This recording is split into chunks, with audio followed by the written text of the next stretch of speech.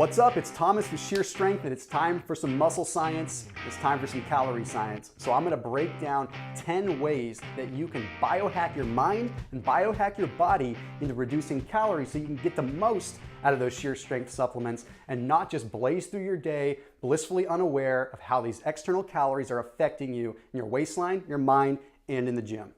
Number one, drink your coffee or your tea black.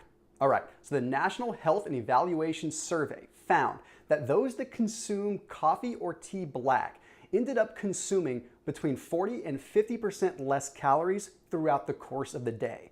Okay, that means artificial sweeteners, that means adding almond milk, that means adding cream, anything. Even though it might just be a crutch for you to get through the day and you need to add a little bit of cream to get your coffee down, well, give it some careful consideration because 40% increase in calories is 40% increase in your waistline. So you definitely want to be cognizant of that. Number two is kind of an obvious one. Add more fiber with breakfast. Why are we doing this? Simply because it satiates you throughout the course of the day, but also because it slows down the carbohydrate absorption throughout the rest of the day. The American Heart Association had found significant decreases in instances of heart disease and weight gain in those that consumed between 10 and 20 grams of fiber with their breakfast. Simple trick, but it's something that you may want to employ, even if it's just a little bit of psyllium husk added to your morning smoothie. Carbonated water or things like Zevia instead of soda. Okay, what exactly is Zevia? Zevia is a carbonated water that's sweetened with stevia, all right? And there's some interesting facts when it comes down to stevia in the first place. The Journal of Dietary Supplements found that supplementing just a small amount of stevia before a meal actually showed a decrease in the blood glucose after the meal. What that means is stevia is actually helping us utilize our carbohydrates better so they're not just spiking our blood glucose. Now, carbonated water in general is going to be probably the best bet. You obviously want to replace your soda with just carbonated water if possible because then you don't have any natural sweeteners or any artificial sweeteners that are acting as a crutch. Additionally, although some may say that carbonation is not good for us, you do have an effect of satiation. It bloats you a little bit, which means that you're less likely to go and eat more food. It's a simple hack, but it's something that I do all the time. Get hungry, I drink a little bit of carbonated water, it fills me up, I definitely don't feel like eating for a couple hours. The next one is to eat protein throughout the day. Okay, I'm not talking about consistently grazing on protein. I'm talking about adding a small percentage of protein to every meal that you eat. Okay, even if that means a little snack, even if that means you're normally just gonna have a tablespoon of almond butter, add a little bit of protein powder with it, or add a little piece of chicken, or maybe a little bit of egg. There have been multiple studies, including one from the Journal of the Academy of Nutrition and Dietetics, that found consuming resistant starches along with whey or along with proteins dramatically, and I mean dramatically, reduced the impact of carbohydrates, but also reduced the amount of calories that were taken in on average over multiple weeks. This next one, again, is kind of obvious, but I want to dive in a little bit deeper.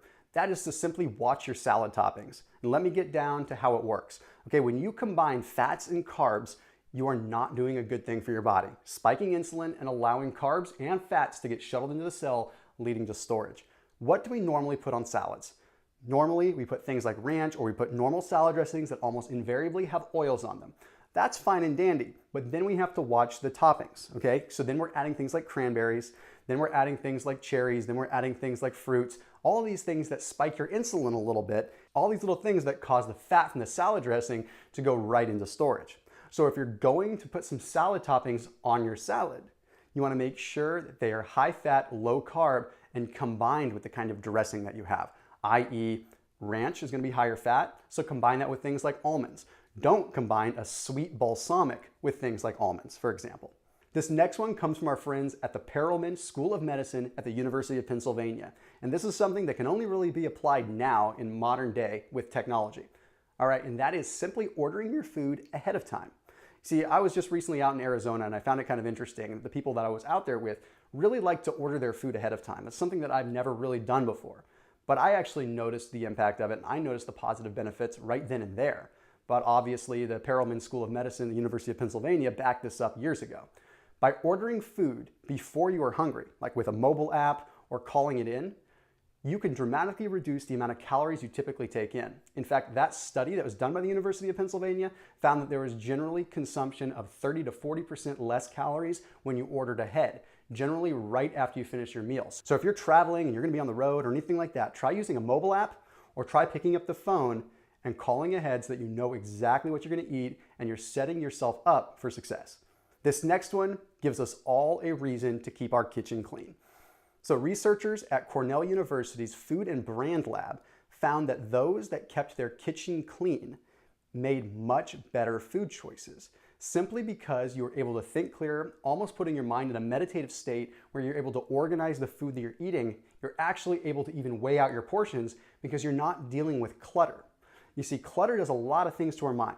It triggers a lot of neurotransmitters that can cause us to make impulse decisions, and it can actually increase cortisol levels, which mean you're acting out of a fight or flight response versus out of true intention.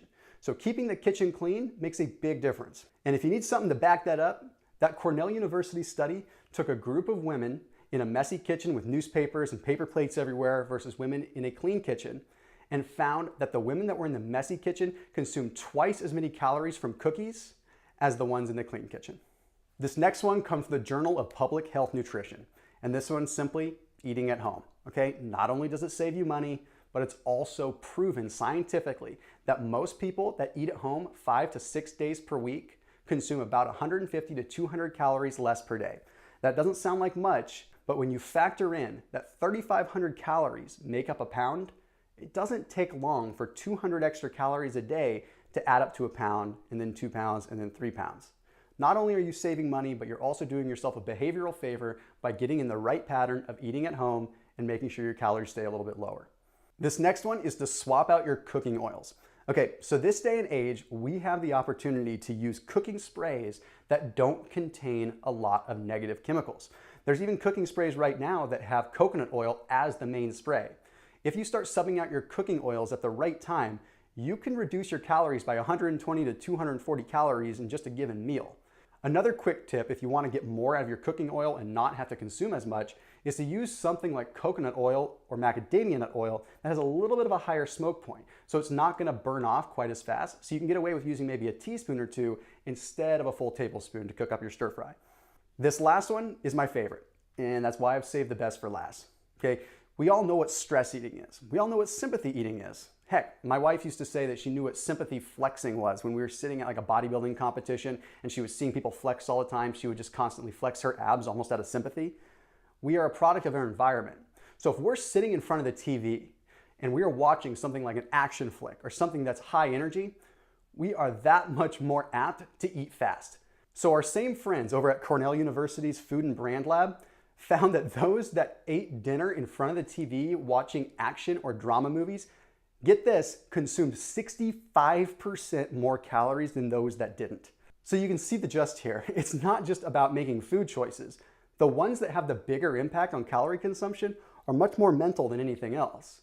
But at the end of the day, it's a combined effort. You have to make the right food choices, you have to be educated, but you also have to apply a little bit of psychology. And you have to understand how we operate and how our reward systems work. So there you have it. There's 10 quick ways that you can slash calories when combined with your Sheer Strength Lab supplements so that you can get the most out of the supplements that you're spending your hard-earned dollars on, but get the most out of your body and get the most out of the gym. I'll see you soon.